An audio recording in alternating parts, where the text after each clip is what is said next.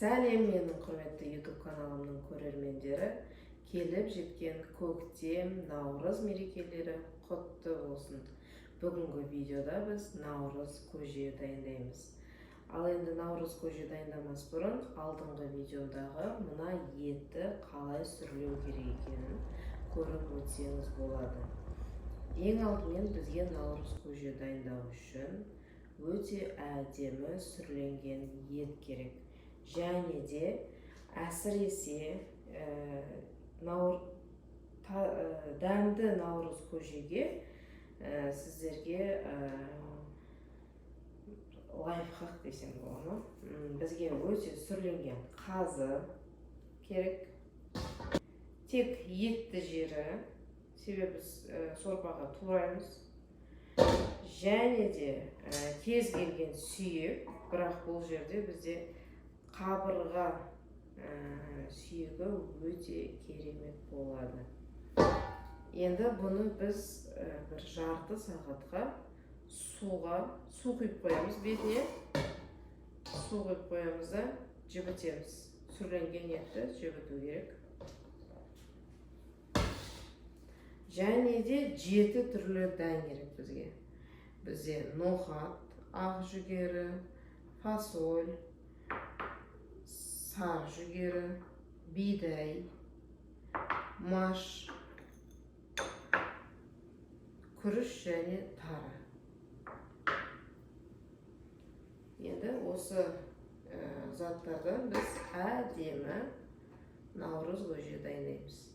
Және де бұл наурыз көжені біз тек қана наурызда емес, жыл 12 ай пісіре беруге болатын көже дайындаймыз.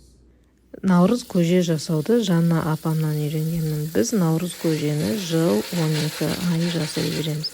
Жазда да, күзде де, қай кезде жасағымыз келеді, сол кезде жасаймыз. Себебі өте дәмді және жеңіл тағам. Ең бірінші қосатын дәндеріміздің барлығын жуып аламыз.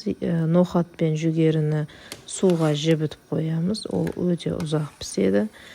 Сосын біз наурыз көжеге кеспе қоспаймыз. Бізге онша ұнамайды.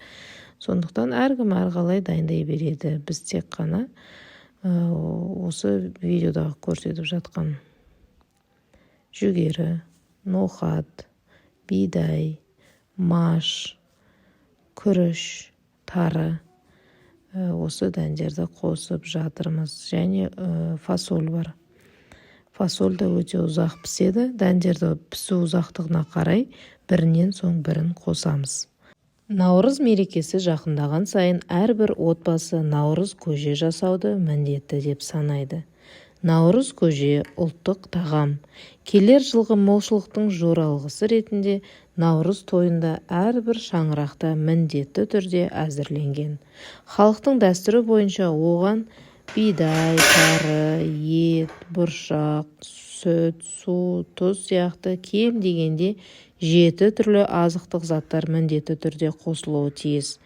Тақсан сақтап отырып, яғни 7, 9, 11 ары қарай қанша қосыңыз келсе соны қосып заттар көбейтіле беріледі. Соғымнан арнайы сақталған мүшелер, қазы, қарта, шұжық, тағы басқа мүшелері қосылады. Ол негізінен бидай көже, тары көже секілді әзірленген. Наурыз көжені халық арасында тілеу көже, көп көже деп те атайды. Наурыз көжеге наурызға арналып сойылған малдың кәделі асын наурыз бата берілген соң жиналған халық ақ мол болсын деген тілек айтып тарқасады. Баршаңызды ұлыстың ұлы күні наурыз мерекесімен шын жүректен құттықтаймын. Наурыз сіздің шаңырағыңызға бақыт, береке мен құт әкелсін. Көктем лебімен бірге келген мерекеміз құтты болсын. Наурыз көже піскен соң оны дастарханға қалай ұсыну өзіңіздің фантазияңызда. Көжені құйып, осылай бетіне қазысын, айранын кішкене құйып қоюға болады. Немесе оны негізінде бүкіл бір шараға піскен соң етін турап араластырып және үстіне айран құйып барлығын араластырып осылай тарқатады. Видеода енді мен осылай түсіргім келді. Неге бұлай істеді деп ойлап қалып жүрмеңіздер.